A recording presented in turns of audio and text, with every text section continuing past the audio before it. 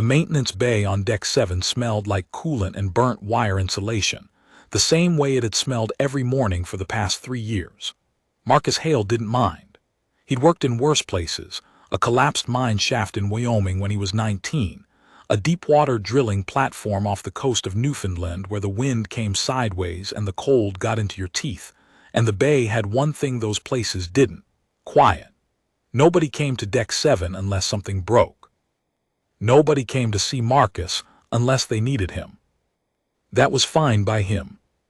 He was under the belly of a Volkai atmospheric recycler at 600 hours, which was technically before his shift started, because the unit had been throwing error code since the previous night, and the Volkai engineers assigned to it had shrugged, filed a report, and gone to sleep. Marcus had pulled the access panel himself.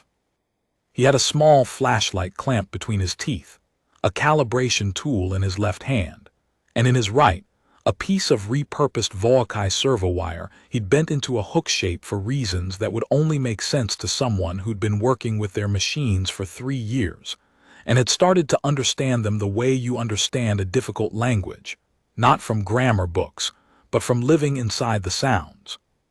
The recycler hummed back to life at 6:23. Marcus replaced the panel, gathered his tools, and wrote up the fix in his maintenance log. He did not file a report with the Volkai engineering team. He never did. They didn't ask. He was eating a protein bar at the bench, dry, chalky, tasting faintly of something that the packaging called vanilla, when the doors slid open and Fleet Overseer Davos walked in. Davos was the closest thing the Sovereignty's vessel Undying Meridian had to a building manager.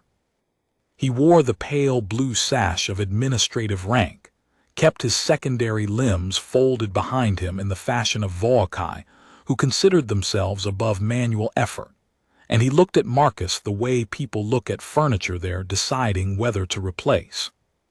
"The recycler on sublevel 3 is operational again," Marcus said, not looking up from his protein bar. "I can see that," Davos said. He was not there to thank Marcus, he never was. "There is a briefing at 900 in the Sovereignty Hall. All technical staff are required to attend. Do not be late." He turned to leave. "What's the briefing about?" Davos paused. He didn't turn around. "Above your clearance level," he said, and left. Marcus finished the protein bar. He folded the wrapper into quarters, a habit from his mining days when you never left trash in a confined space, and tucked it into his pocket. Then he went back to work. The Undying Meridian was 3 kilometers long and housed 11,000 Volkai, 430 Geni auxiliaries, and, as of 3 years ago, 7 humans. The Sovereignty had taken Earth's surrender 18 months into what Earth's governments had initially called a border incident, and then a crisis, and then, very quietly, just the situation, before stopping talking about it officially at all. The terms of integration were what the Volkai called pragmatic, and what humans tended to call other things in private. 7 humans had been assigned to the Meridian as part of the technical exchange program, which was the Sovereignty's way of demonstrating its generosity toward absorbed species, while also acquiring detailed knowledge of human engineering methodologies.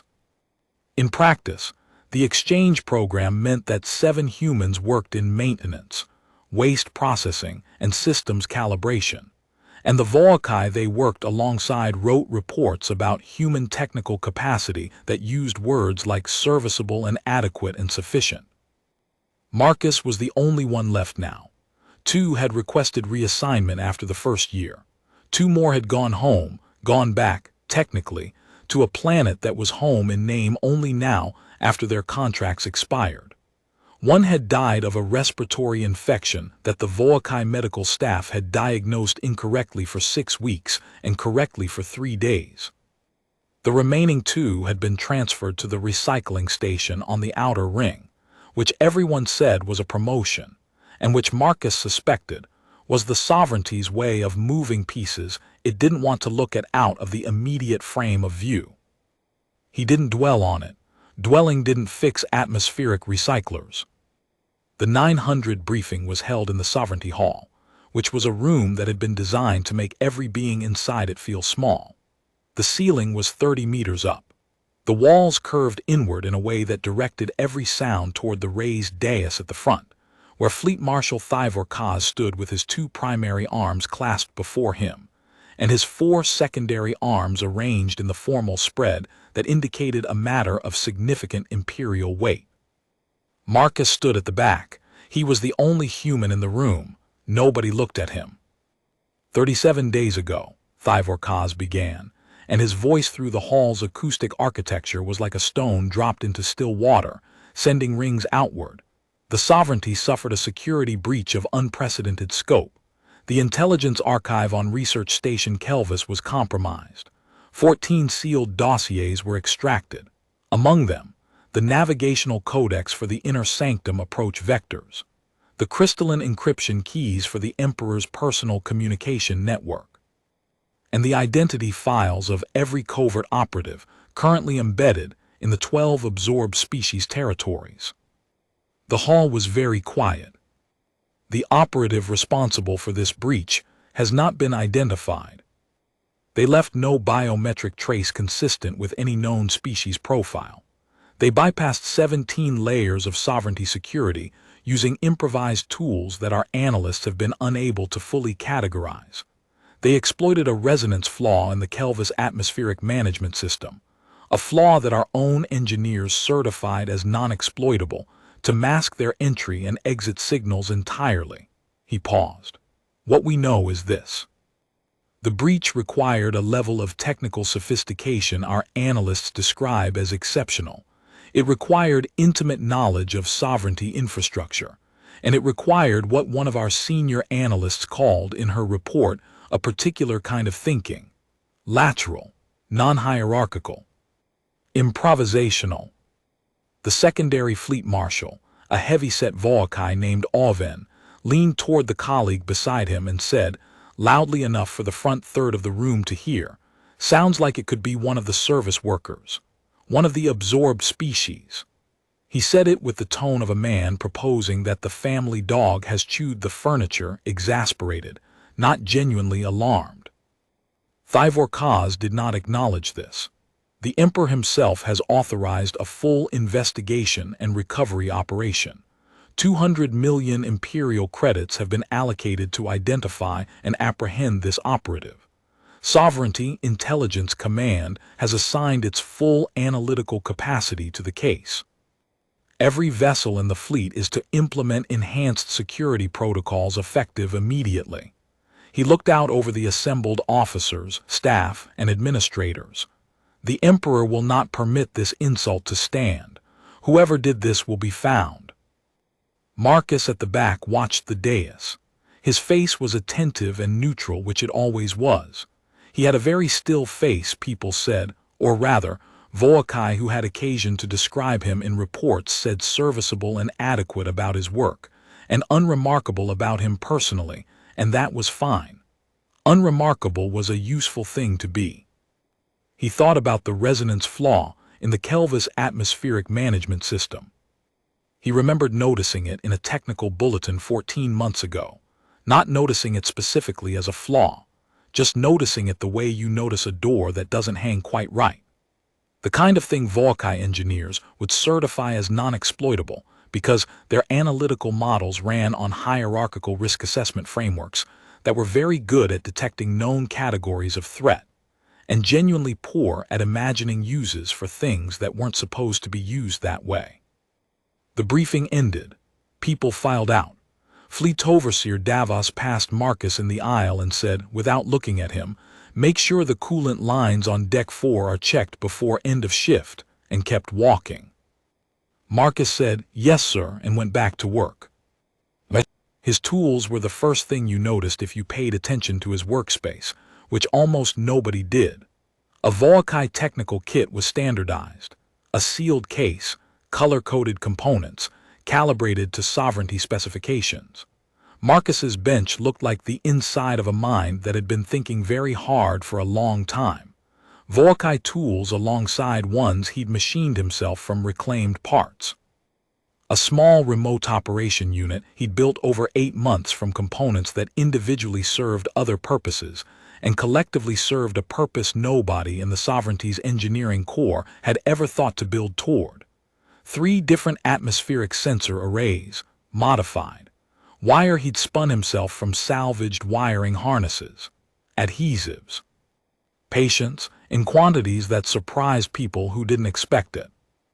He'd spent his childhood in a town in the Colorado high desert where the nearest electronics store was 40 miles away, which meant that when something broke, which everything did constantly at altitude and in the cold, you figured out how to fix it with what you had. His father had been a mechanic, his grandfather before that. Not a lineage of genius, a lineage of necessity which produces its own kind of genius over time, quieter and more durable. He had been 11 when he built his first remote-controlled car from a salvaged motherboard, 3 servo motors, and a radio transmitter his father had pulled from a busted CB unit. It hadn't looked like anything. It had worked beautifully. He'd sat in his mother's living room and driven it under the couch and into the kitchen, and his mother had said, "Marcus, you're going to be trouble someday," the way she always said it when she was proud. He thought about that sometimes. Under alien ceilings, breathing recycled air, surrounded by beings who wrote adequate in their reports about him. He thought about the small car and the kitchen and his mother's voice. The investigation moved fast for a sovereignty operation.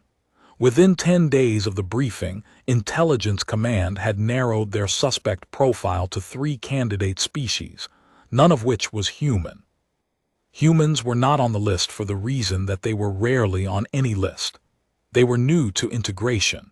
Their technical capacity had been formally assessed as adequate and non-exceptional, and the breach had required capabilities that analysts confidently described as beyond human reach. Marcus read the published summary of the investigation's progress in the crew information bulletin the same way he read everything the sovereignty put out, carefully, thoroughly, with the kind of attention that doesn't show on his face. The 3 candidate species were the Thanari, the Veil Sus, and the Crystalline Collect. Substantial resources were being directed toward each of them. Covert surveillance teams had been deployed. Diplomatic pressure was being applied. The investigation was proceeding with what Thivor Kaz, in a follow-up address, called the full weight of sovereignty certainty. In the maintenance bay on Deck 7, Marcus was replacing a faulty actuator in the Meridian's secondary water recirculation system. The actuator was a VOG high-spec unit. It had failed in exactly the way he'd predicted it would fail when he'd first inspected it 6 months ago and filed a maintenance report recommending proactive replacement, which had been marked reviewed and deferred by Davos's office. He didn't think about the investigation while he worked. He thought about the actuator and the system it served, and what would happen downstream if the secondary backup failed the way the primary just had. A Jenny auxiliary named Sevka came in while he was working. Sevka was one of the few non-Voakai on the ship who ever sought out Marcus's company, which she did not because she liked him especially, but because she was a mechanic too, and they had a working language between them that didn't require much translation. She set down a secondary tool case and started on a ventilation fault 3 stations down without saying anything for 20 minutes. Then she said, "You hear they've pulled the Thanari diplomatic observer off the ship. Full detainment. Sovereignty Intelligence Command thinks they've got their person." "I heard," Marcus said. "The Thanari are going to kick up a fuss. Political situation's already bad enough." Sevka looked at him. She had the Jenny capacity for reading micro-expressions that most species didn't notice and most Voakai didn't credit. She said, carefully, "You have thoughts about this." "I have thoughts about most things," Marcus said. "Thoughts about the investigation specifically." He replaced the actuator housing and torqued it down. He said, "I think whoever did it is still on the ship." Sevka was quiet for a moment. "Thivor Kaz thinks." Thivor Kaz is working from a suspect profile built on the assumption that exceptional technical capability is correlated with recognized technical status. He set down the torque wrench. That's not always true. Sevka looked at him for a long moment. Then she looked back at her ventilation fault. You know, she said, the reward for information leading to the operative's identification is 300,000 credits. That's a lot. It is. Enough to buy full citizenship papers in the outer territories. Enough to set someone up very comfortably for the rest of their life. Marcus said and went back to work. She didn't bring it up again, but she watched him differently after that, the way you watch something when you've revised your initial estimate upward significantly and aren't sure what to do about the revision. The thing about working in maintenance on a sovereignty vessel was that you went everywhere. This was the fact that nobody in the sovereignty security apparatus had properly reckoned with, partly because Volkai of administrative rank did not think of maintenance workers as mobile. They thought of them as stationary features of the environment, like furniture, present when needed and otherwise ignorable, and partly because the thoroughness required for good maintenance meant that a diligent worker had legitimate reasons to be in nearly every system space on the ship. In 3 years, Marcus had been in the Navigation Corps 6 times for coolant system checks.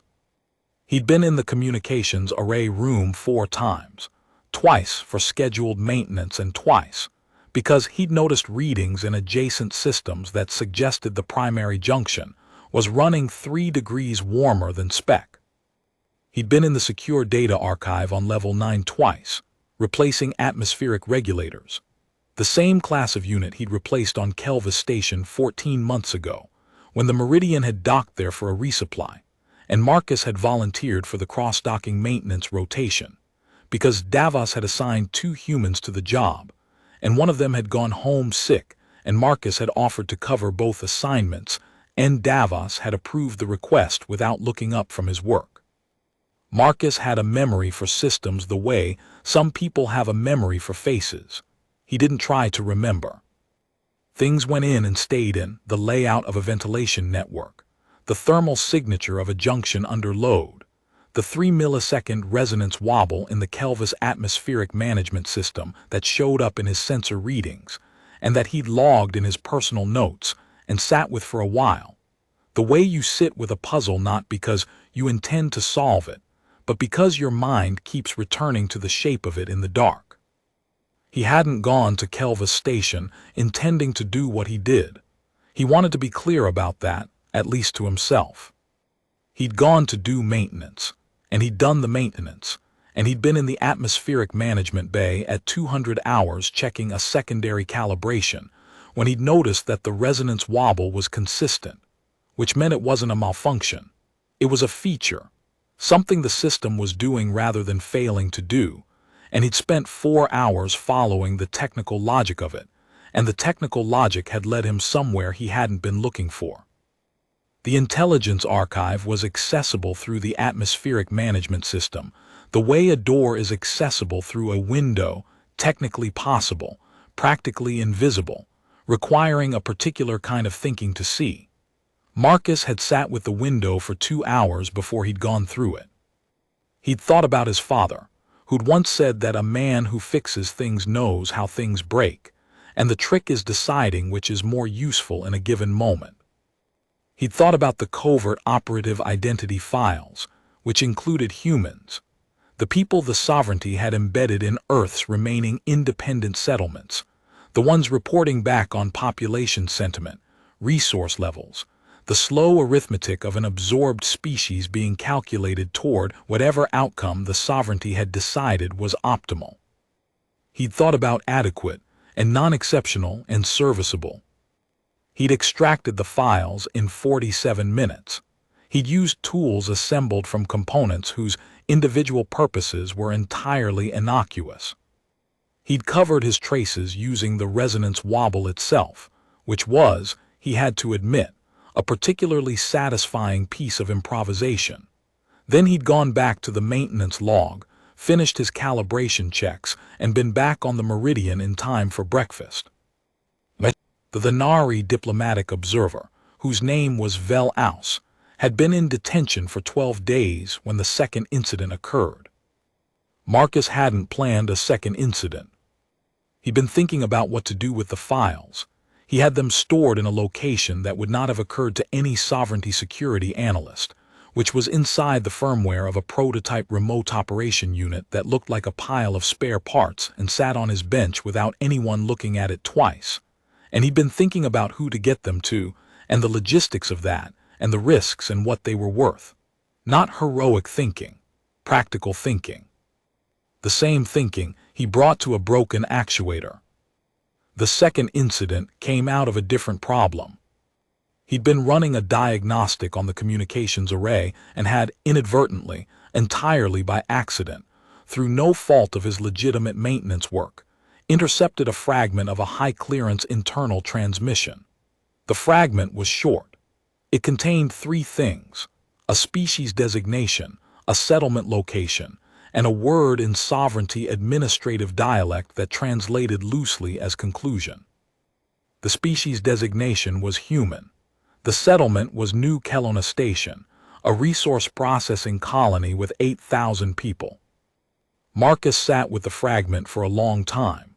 Then he did something that he'd been thinking about for 6 months, but hadn't done because he hadn't had a reason that felt sufficient.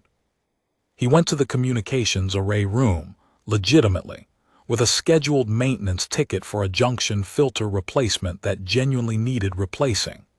And he used the 40 minutes of unobserved access to route a highly compressed, heavily encrypted data package through the array's secondary transmission band.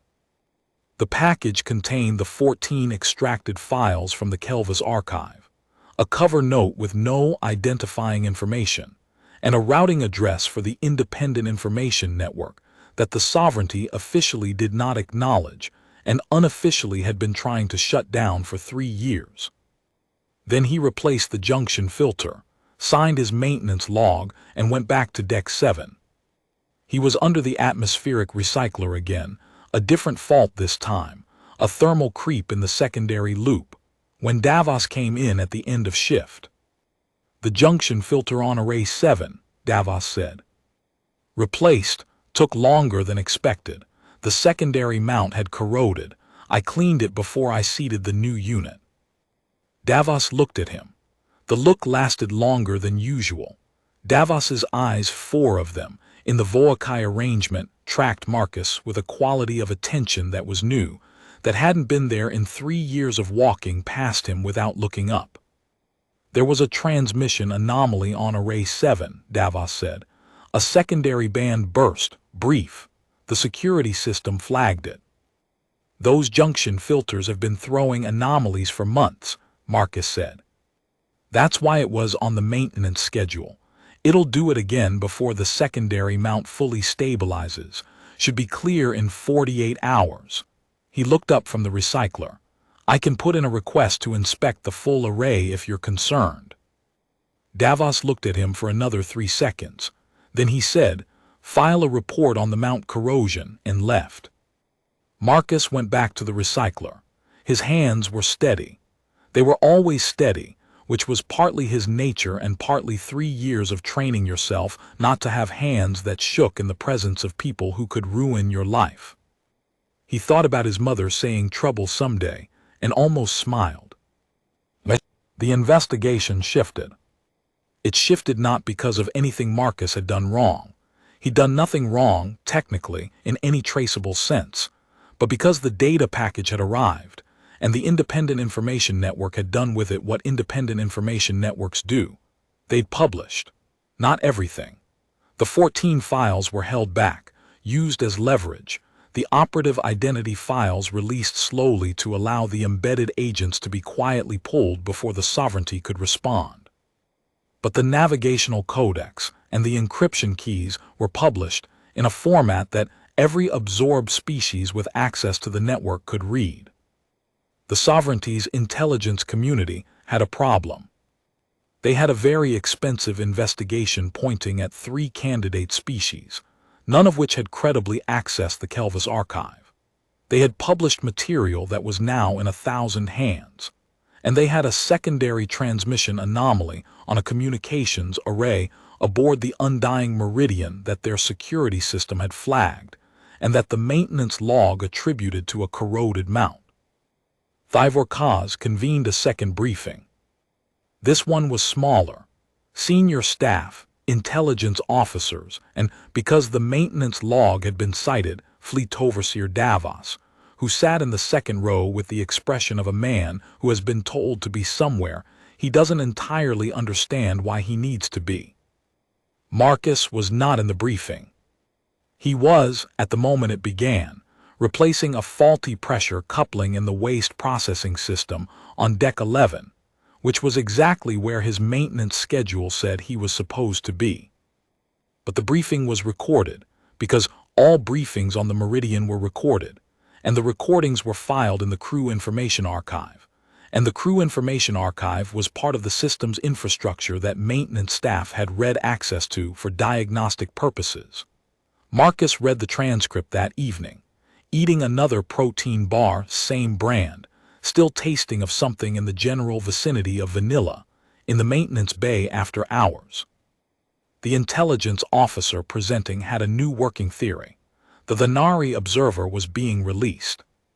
The new analysis suggested the operative was embedded in the crew itself, in a non-administrative role, with legitimate access to the relevant system spaces. The profile had been revised, not exceptional technical status, but exceptional technical capability concealed within a serviceable or adequate performance record. The analysis used those words, serviceable, adequate, as characteristics of the disguise rather than the limitation they'd previously assumed they were. Marcus read that twice. They were getting close. Not close enough. The profile still described an abstract type, not a specific individual, and humans remained well below the threshold of serious consideration, but the logic was tightening. Someone with a very good mind was running the investigation now. Someone who'd stopped looking at the problem through the framework they'd been handed and started looking at it as it actually was. He thought about how long he had. He thought about New Kelowna Station and the word that translated as conclusion. He thought about his tools on the bench, and the remote operation unit in its pile of parts, and the firmware where the original 14 files still lived. He made a decision. The Sovereignty security grid on the Undying Meridian was a layered system. External sensors, internal motion detection, biometric checkpoints, and a rolling AI patrol that monitored for behavioral anomalies in the crew's movement patterns. It was, by the Sovereignty's own assessment, impenetrable. It was, by Marcus's assessment, a system that had been designed by people who assumed that the most dangerous being on the ship would be the most visible one. He spent 3 days not rushing. He did his scheduled maintenance. He fixed the things that needed fixing. He filed his reports. He ate in the crew mess with Sevka, who watched him and said nothing, because Sevka was smart enough to know that whatever she decided to do with her revised estimate of him, she hadn't decided yet. He slept his full sleep cycle, which was important because you couldn't do careful work exhausted. On the 4th day, he put what he needed into his maintenance kit, tools whose individual purposes were entirely innocuous, a secondary atmospheric sensor array he'd modified over the preceding month, the remote operation unit from the bench, and he went to Deck 3. Deck 3 housed the Sovereignty's biological research laboratory, the senior officer recreational quarters, and at the far end of a corridor that maintenance staff accessed every 6 weeks for HVAC filter changes, the personal secure archive of Emperor's representative Vos Dellin, the highest-ranking Sovereignty official on the ship, the Emperor's direct voice in the fleet. A being whose presence on the Meridian Marcus had never thought about until 3 weeks ago when he'd read a secondary report about the New Kelowna transmission, and found Vos Dellin's authentication signature on the conclusion directive. The HVAC filters on Deck 3 were not due for 6 weeks. but Marcus had filed a supplemental maintenance ticket 2 days ago, citing elevated particulate readings in the sensor logs, readings that were real, that he'd produced by slightly misaligning a sensor array in the corridor outside Dellen's archive room in a way that would throw particulate noise into the monitoring data, and that any reviewing engineer would attribute to filter degradation. He'd learned that from Randy Mason. Not directly. Randy Mason was a fictional character in a 30-year-old movie his mother had loved, a kid with remote-controlled toys and the kind of brain that sees the world as a set of levers waiting to be pulled. Marcus had watched it 100 times as a child, not understanding quite why it stuck with him, before understanding, much later, that what he'd been watching was a portrait of a particular kind of mind. One that treats obstacles not as walls but as systems, and systems as things to be understood, and understanding as the first step toward doing. He'd thought about Randy Mason a lot in the last 3 years. He'd thought about him while modifying calibration tools into something that served a different purpose. He'd thought about him while sitting in Kelvis Station at 200 hours, looking at a resonance wobble in the atmospheric management data, and following the logic wherever it led. He thought about him now, pulling the HVAC panel in the corridor outside Voss Dellen's archive room, setting up his maintenance perimeter tape and his tools, looking for all the world like a man doing exactly what his maintenance ticket said he was doing. The remote operation unit deployed through the ventilation shaft. It was small. He'd built it to be small, sized to fit through the secondary ductwork of a Volocai vessel, designed with zero acoustic emission locomotion, because he'd spent 4 months on that specific engineering problem. It moved through the ductwork at the rate of approximately 3 meters per minute, which was not fast, but was not the point. The point was that it moved without producing any of the biometric or thermal signatures that the security grid was looking for. He worked on the HVAC filter. He hummed, very quietly, a song his mother used to sing, an old folk song from the part of Colorado she'd grown up in, about a river and the things the water carries away. He'd hummed it during every high-stakes maintenance job for the past 3 years, which Davos had heard once and described in a report as an irrelevant human vocalization habit. That was fine. The remote operation unit reached the secondary access terminal in Voss Dellen's archive room in 11 minutes. Marcus knew this because he could feel its progress through the vibration sensors in the controller he'd built into the handle of his maintenance wrench, which looked like a maintenance wrench. The secondary access terminal was Sovereignty Standard issue, the same class of system he'd been servicing on the Meridian for 3 years. He knew its architecture the way he knew his own hands. The unit made contact.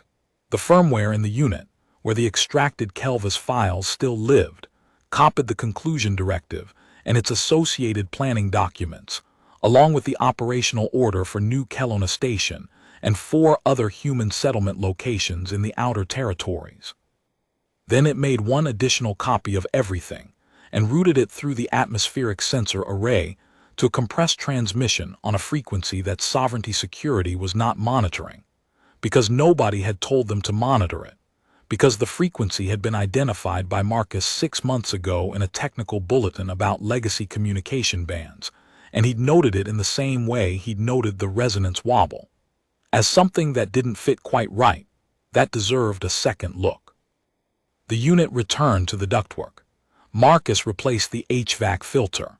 He packed up his tools, removed his maintenance perimeter tape, and filed a service report noting normal filter where consistent with the particulate readings and no further anomalies detected. He was back on Deck 7 by 1400 hours. He ate a protein bar. He started on a backlog of secondary atmospheric recycler maintenance that had been flagged for 2 weeks. At 16:30, Sevka came in. She set down her tool case. She worked for 15 minutes without talking. Then she said, "There's going to be a full security lockdown. Thivor Kaz just announced it. They think the operative is active on the ship right now. They're restricting movement to essential functions only." That'll slow down maintenance. Marcus. He looked up. The new Kelowna transmission, she said. It was published an hour ago, through the same network as the Kelvis material. Every settlement in the outer territories has it. They know what the sovereignty was planning. He said nothing. The Jenny Auxiliary Council has already issued a statement, Sevka said. Her voice was very careful, calling for an emergency session, citing the documents as evidence of. She stopped. People are saying this changes things, the kind of things it takes a long time to change. Marcus went back to the atmospheric recycler. He had 2 more hours of work to finish before end of shift. The recycler had a thermal creep issue that would cascade into a larger failure if he didn't get ahead of it tonight. He thought about his father in the garage in Colorado, elbow deep in an engine that everyone else had declared dead, with the quiet conviction that broken things could be fixed if you understood them well enough and had the patience to do the work. You could turn yourself in, Sevka said quietly. The investigation profile is getting closer if they find you. They won't, Marcus said, not arrogantly, just as an assessment. How can you know that? He thought about how to explain it. He thought about Randy Mason in the attic of a model home, using a radio-controlled helicopter and a toy car, and a yodeling doll to run circles around 3 grown men who were bigger and stronger, and had more resources, and couldn't imagine that the source of their problem was sitting above their heads, invisible because they'd decided he didn't matter. He said because they're looking for someone exceptional, someone their models recognize as a threat. He torqued a bolt. I've spent 3 years being adequate. Sevka was quiet for a long time. Outside, the meridian moved through the dark between stars. 11,000 Volkai and 400 Jenny auxiliaries and 1 human, all of them inside the same hull, breathing the same recycled air. The 300,000 credits, she said finally, for information leading to identification. That's right. I'm not going to collect it. I know, Marcus said. She picked up her tools. She got back to work. They worked in silence for the next 2 hours, and the silence had a quality to it that was different from before, not uneasy, not complicit exactly, but aware. The awareness of 2 people who are standing in the same story and have just understood simultaneously what kind of story it is. The security lockdown lasted 11 days. During that time, Marcus moved only on essential maintenance functions. He did not use the remote operation unit. He did not access any high-security system spaces. He fixed the things that needed fixing and wrote his reports and ate his protein bars and slept his full sleep cycle and hummed his mother's song very quietly while working. On the 3rd day, Intelligence Command announced that the operative was likely not aboard the Meridian, but had transmitted the new Kelowna documents remotely. On the 5th day, they announced that 3 external suspects had been identified. On the 9th day, Thivor Kaz addressed the senior staff in a briefing that Marcus read the transcript of later, in which the Fleet Marshal said, with a rigidity in his phrasing that indicated something was being said that the speaker did not entirely believe, that the matter was under active investigation and contained. On the 11th day, the lockdown was lifted. On the 12th day, Fleet Overseer Davos came to Deck 7 at 700 hours, looked at Marcus, and said, "The secondary filtration pump on Deck 9. The sensor's been throwing errors." "I'll get to it today," Marcus said. Davos looked at him.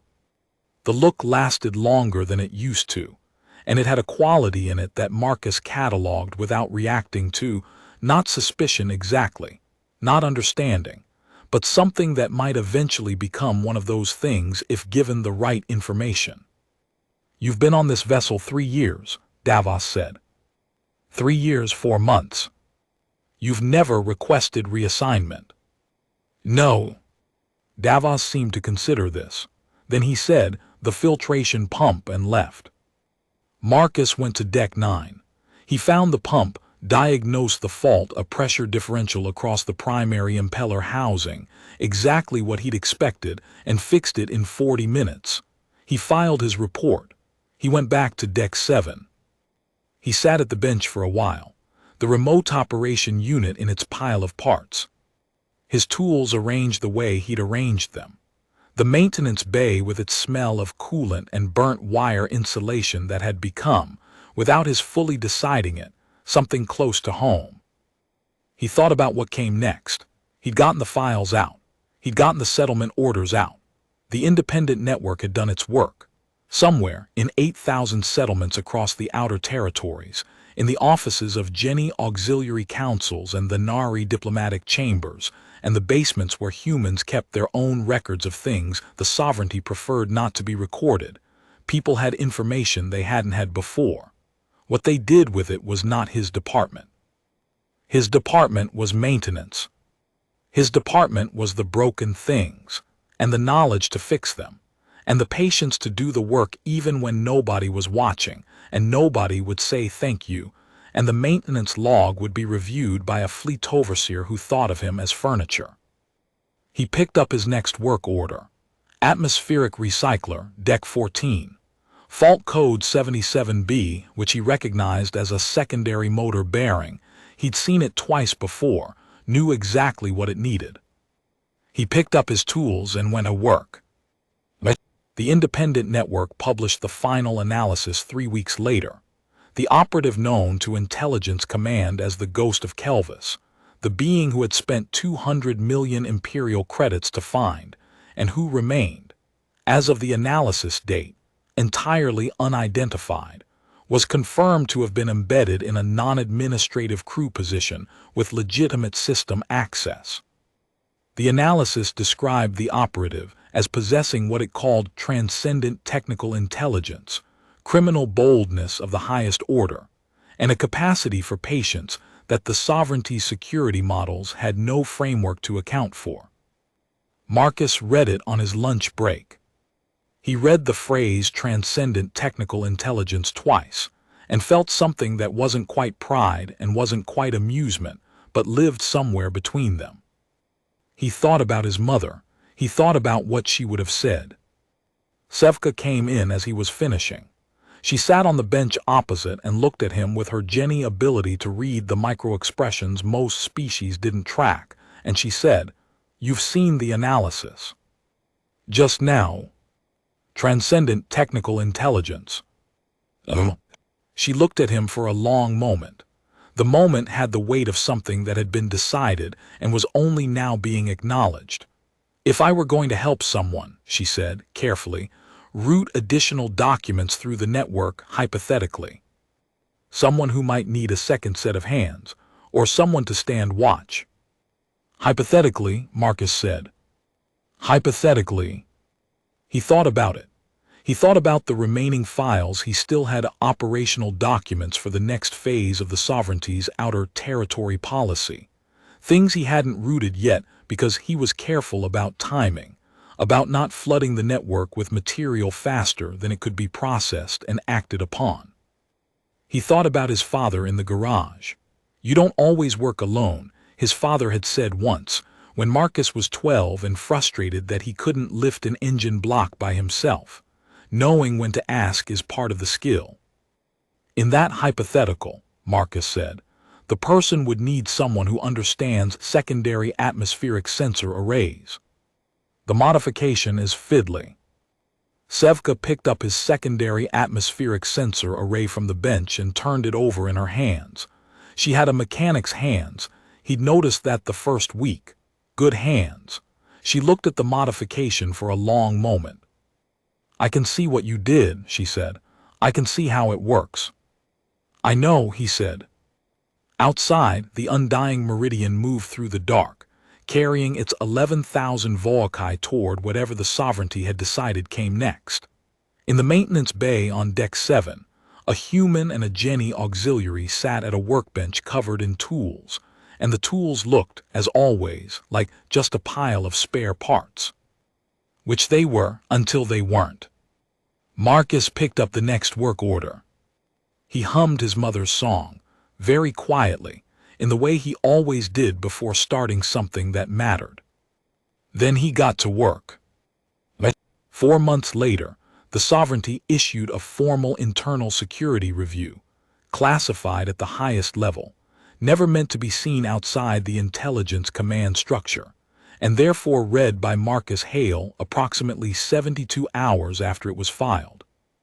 Because classified documents lived in system spaces that maintenance staff accessed for legitimate infrastructure reasons, and because the sovereignty security architecture still had not reckoned with the fundamental fact that its maintenance workers went everywhere.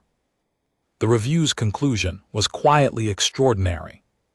It acknowledged, in the muted phrasing of an institution that does not easily admit to being outmaneuvered, that the operative known as the Ghost of Kelvis had demonstrated a category of capability for which the sovereignty's existing threat assessment frameworks had no adequate model. The review recommended a complete overhaul of security assumptions regarding non-administrative crew personnel. It used the phrase systematic oversight gap to describe 3 years of walking past a human with extraordinary capability and seeing adequate. It recommended immediate reassessment of all technical staff aboard fleet vessels regardless of species or assignment level. It was, Marcus thought, the closest the sovereignty would ever come to saying we were wrong about what we were looking at. He filed the review away in his personal notes with the same economy he brought to everything else. He did not feel vindicated. Vindication was a feeling that required someone else's judgment to matter to you, and he'd learned a long time ago, somewhere between the Colorado high desert and a 3-kilometer warship moving through alien space, that the best work was done by people who didn't need to be seen doing it. He did feel, briefly and quietly, something like satisfaction, the way you feel when an engine turns over after you've been working on it for a long time. Not triumph, just the clean, uncomplicated recognition that the thing works. The Outer Territories situation shifted in ways that were slow, the way important things usually are. Not an uprising. That was not how it happened, and not how it was going to happen. It happened in council chambers and emergency sessions, and the quiet recalibration of diplomatic positions from beings who now had documents proving things the sovereignty had preferred they not know. It happened in 8,000 settlements, where people received information, and did with it what people always do with accurate information about their own situation. They started making different decisions. Marcus didn't know all of what his work had set in motion. He wouldn't know for years, and some of it he'd never know at all, which was fine. His job had been to get the information out. Other people's jobs were the things that followed from that. You couldn't fix everything yourself. You fixed the part in front of you, and trusted the people downstream to do the same. He got a message through the network, no identifying information, routed through 4 relays, the kind of message that arrives as if from nowhere 3 months after the review was filed. It was brief. 2 sentences. The first sentence said, "New Kelowna is safe." The second sentence said, "We know it was you. We won't say how we know. Thank you." He read it twice. He thought about 8,000 people who hadn't known what was coming for them, who knew now, who were still there. He deleted the message. He went back to work. On a Tuesday morning, Marcus kept Earth Standard Time in his own head, which the Voakai found irrelevant, and he found grounding. Sevka brought coffee to the maintenance bay. She'd been growing it from a culture she'd traded 3 months of maintenance credits for, in a small hydroponic box she kept in her quarters, the beans a hybrid variety adapted for the ship's artificial light. It was not very good coffee. It was warm and bitter and smelled like the real thing, and Marcus wrapped both hands around the cup and felt something in his chest unclench slightly. "You're going to get caught eventually," Sevka said. She said it matter-of-factly, the way she said most things, not as a prediction of catastrophe, as a technical assessment. "Maybe," Marcus said. "I've run the probability. The investigation profile is still tightening. They're weeks away from reassessing absorbed species with technical roles." I know. She looked at him over her own cup. What do you do when that happens? He thought about it seriously. He'd been thinking about it seriously for a while. He thought about the model home in the movie, the kid in the attic, the three criminals who had all the power and all the resources and who still, at the end, hadn't managed to get out of the building. He thought about the fact that the kid had always known, from the moment he'd pulled the attic ladder up, that the men below him weren't thinking about the attic. They were thinking about the doors. I have something prepared, he said.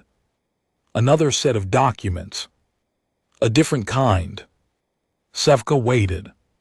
There's a HFY legal instrument called a protected witness covenant. It was used during the Jenny integration period to protect witnesses who provided intelligence to the review tribunals. It's still on the books. Nobody's used it in 80 years because nobody's been in a position to use it. Sevka was very still. To invoke it, Marcus said, you need to provide intelligence of significant strategic value to a body with standing to receive it. The Jenny Auxiliary Council has that standing. They've had it since the Integration Treaty. He drank his coffee. I've been in correspondence with them for 2 months, through the network, hypothetically.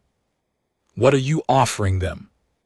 The full contents of Voss Dellen's personal archive, which I have not yet released, which contains, among other things, the sovereignty's operational planning documents for the next 4 absorbed species territorial adjustments, the financial records of 17 senior sovereignty officials who have been taking bribes from contracted extraction companies operating in the Nari space, and the personal correspondence of the Emperor's senior military advisor, which includes a 30-page memo recommending that the Outer Territories integration program be restructured in a way that the Emperor hasn't approved, and that some of his close staff have apparently been trying to stop.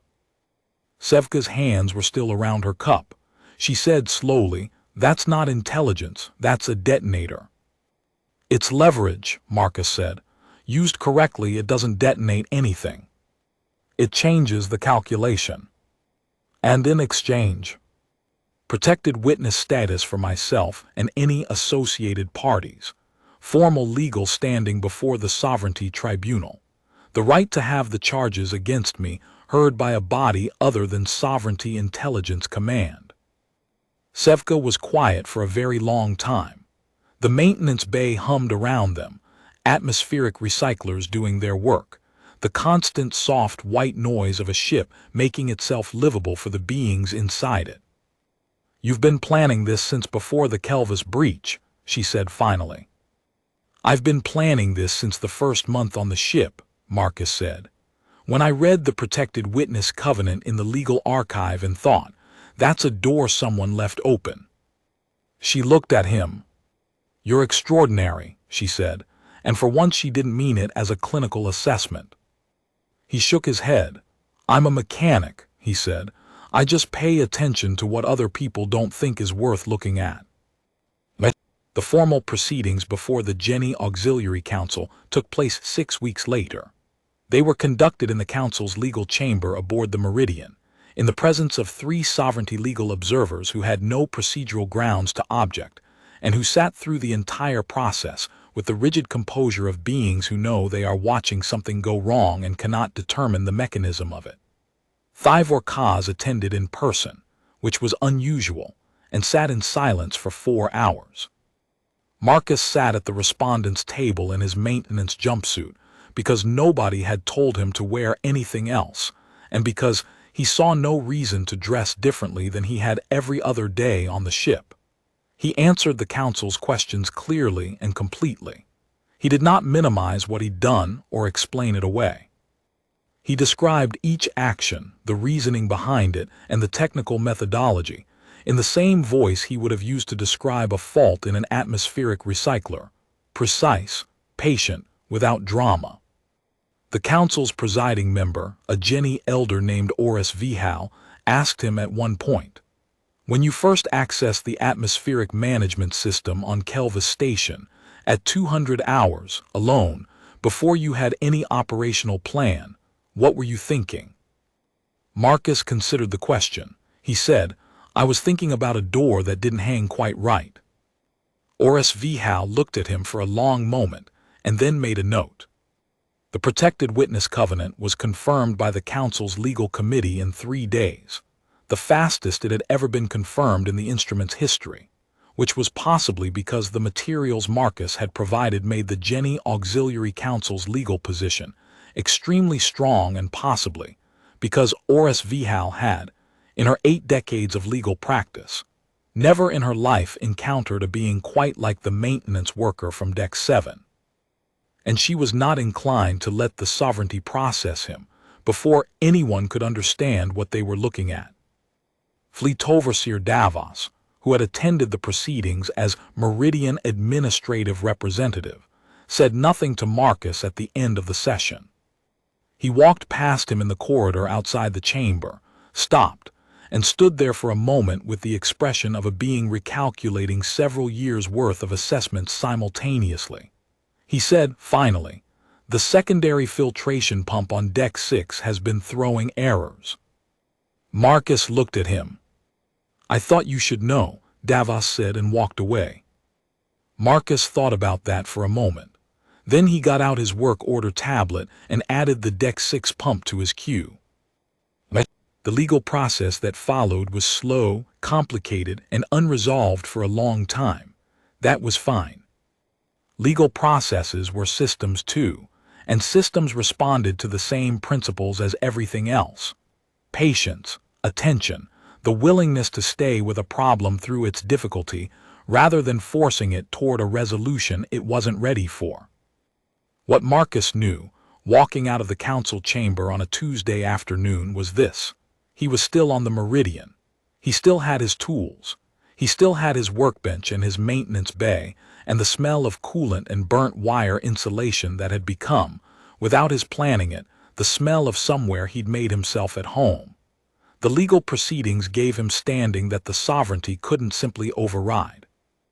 The materials he'd released had changed the political calculation in ways that were still rippling outward. And Sevka was walking beside him down the corridor toward Deck 7, tool case in hand, saying nothing because she didn't need to. He thought about the ending of the movie. Randy Mason, 13 years old, with his remote-controlled helicopter and his yodeling doll and his stubborn genius, having run 3 grown men in circles for a whole movie, until they were sitting on the floor of a model home, wondering how they'd been beaten by a kid nobody had taken seriously. Not because he was the biggest or the strongest or the most powerful. Because he'd understood the space he was in, and the people in it, and the tools available, and had the patience to think 3 moves ahead of everyone who'd stopped thinking he mattered. Some things were universal.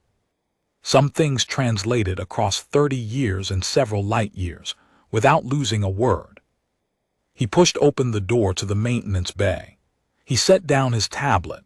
He looked at his bench, the tools, the remote operation unit, the atmospheric sensor arrays, the carefully unnamed pile of spare parts that had moved through the sovereignty's security grid and back again without anyone looking twice.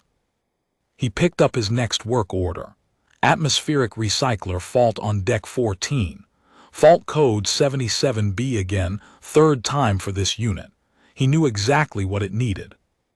He thought about his mother's voice, about trouble someday, the way she said it when she was proud. He picked up his tools and hummed his song and went to work. There was a Volkai engineer named Thessil who had transferred to the Meridian 4 weeks before the council proceedings, assigned to the Atmospheric Systems Division, which was technically Marcus's department, in the sense that there was nobody above him in the Atmospheric Systems Division, because the sovereignty hadn't gotten around to formally reorganizing the team after 2 of his human colleagues had transferred out. Thessil was young by Volkai standards, which meant roughly 40 years old in human reckoning, and she had the quality that Marcus recognized in good engineers of any species. She actually looked at things.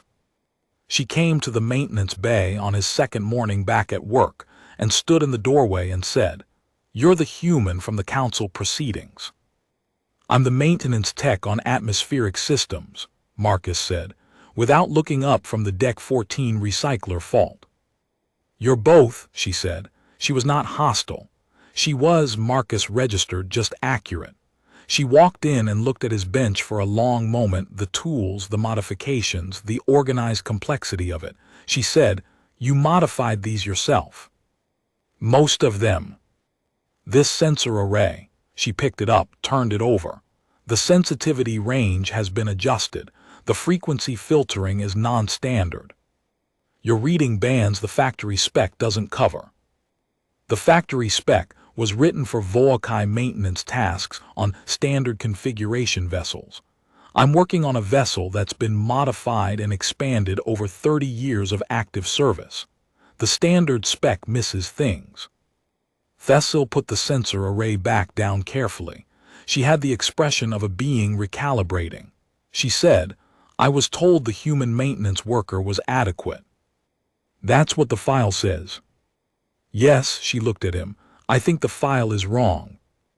Marcus straightened up from the recycler unit. He looked at her directly for the first time in the conversation. She met his eyes without flinching, which not all Volkai did with humans. There was a social protocol ambiguity about eye contact between species that most Volkai resolved by defaulting to avoidance. Thessil just looked at him, curious, direct, taking him seriously. He thought about the protected witness covenant and its implications. He thought about what was shifting slowly in the political weather of the ship and the fleet and the territories that the ship moved through. He thought about how change moved, not in the big moments that people later remembered as the turning point, but in 100 small moments of recalibration, beings looking at things they'd been told weren't worth looking at, and deciding that actually, on reflection, they were. "I can show you the modifications, if you want to understand them," he said. Thessil said, "Yes, I want to understand them." He moved over at the bench and gave her space to stand beside him, and he started at the beginning, with the first modification he'd made in the first month on the ship, explaining what the standard spec missed and what his adjustment caught, and why it mattered for the specific systems aboard the Meridian. He explained it the way his father had explained engines to him, not dumbed down, not showing off, just clearly, with respect for the listener's capacity to understand if given accurate information. Thessil asked good questions.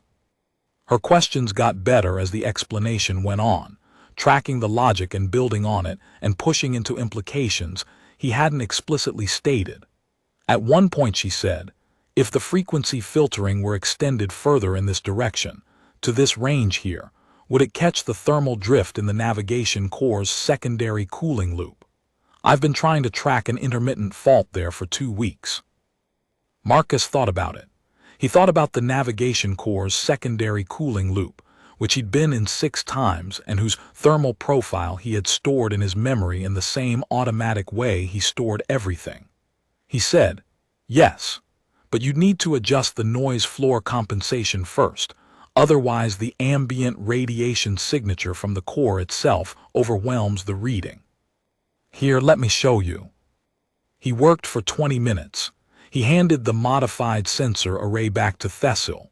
She looked at it, looked at the readings it was producing, and was quiet for a moment. 2 weeks, she said. "I've been trying to find this fault for 2 weeks. It's a tricky system. I have more formal training in Volkai atmospheric systems than anyone else on this ship." "Training tells you what to look for," Marcus said. "Experience teaches you to look for what isn't on the list." She was quiet again. Then she said, "I would like to work with you formally, if you're amenable." He thought about adequate. He thought about unremarkable. He thought about how long he'd inhabited those words, and what they'd been useful for, and whether they were still useful now, or whether the situation had changed enough that being useful in a different way was the better choice. He thought about his father, about the garage in Colorado, the engines, the tools, the particular kind of education that comes from fixing things for a long time in the company of someone who takes the work seriously. He said that would be fine. Thessil nodded, set the sensor array back down, and picked up her own tool case. She had come prepared to stay and work. He registered that. The initiative of someone who doesn't wait to be told.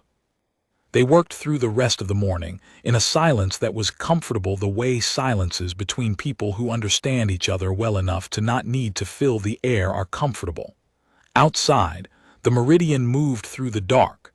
The atmospheric recyclers hummed. The systems of the ship cycled through their functions, cooling and heating and pressurizing and filtering. All the invisible work that kept 11,000 beings alive in a hostile vacuum. And Marcus Hale paid attention to it all, the way he always had, the way he always would. At midday, Sevka came in with 2 cups of her mediocre homegrown coffee. She looked at Thessil. She looked at Marcus.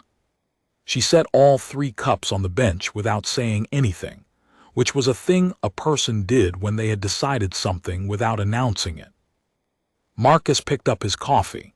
He looked at the 2 beings standing in his maintenance bay, a Jenny auxiliary who decided he was worth trusting, a Volkai engineer who decided he was worth learning from, and he thought that this was also what change looked like. Not the grand moment. The coffee. The bench. The question of where you set down your tool case and whether you stay. He drank his coffee. He hummed his mother's song. He picked up the next work order from his tablet. There was always more work to do. That was the thing about maintenance. Systems didn't stop needing attention just because you'd had a complicated few months. The ship needed tending. The work needed doing. He was still, in the most fundamental sense, the person he'd been when he'd crawled under his first Volkai atmospheric recycler at 600 hours on a quiet morning 3 years ago. A mechanic, in a maintenance bay, with good tools and the knowledge to use them and the patience to keep showing up. Everything else, the investigation, the council chamber, the 200 million imperial credits, the Emperor's frustration radiating outward across the fleet like heat from a damaged reactor, all of that existed at a remove that didn't change the work in front of him.